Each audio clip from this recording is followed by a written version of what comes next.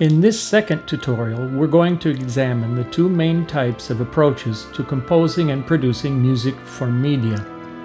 The first type of approach, which can be defined simply as traditional, consists in composing note by the use of written scores, giving total creative freedom to the composer.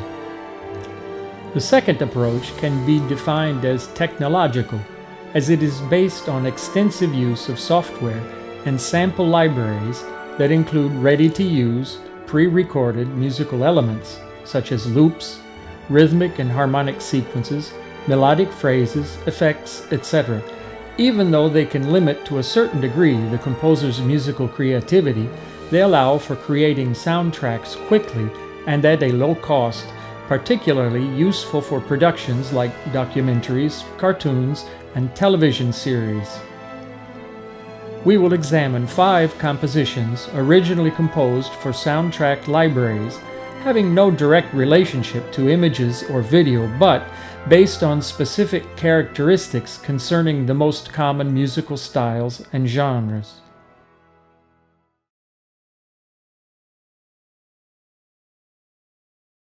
Here we arrive at the middle section of the second composition, characterized by ever-widening dynamics and built on a D Mixolydian scale with a lowered sixth, which is one of those scales that can be described as being in part major and in part minor, which allows us to more closely follow the melancholic character of this piece, more so than would allow just the use of major or minor scales. For example, in the second measure we have a G minor chord, more at home in the realm of D minor.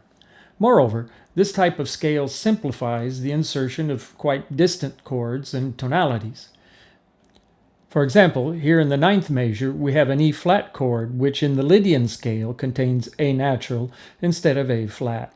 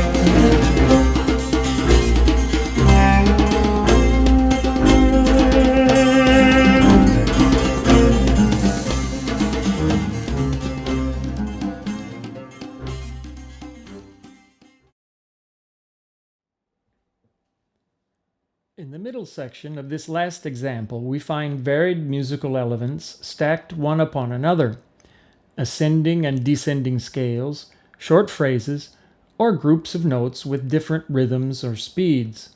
Here, the main problem will be how to construct a continuous musical flow, coherent and rhythmically plausible.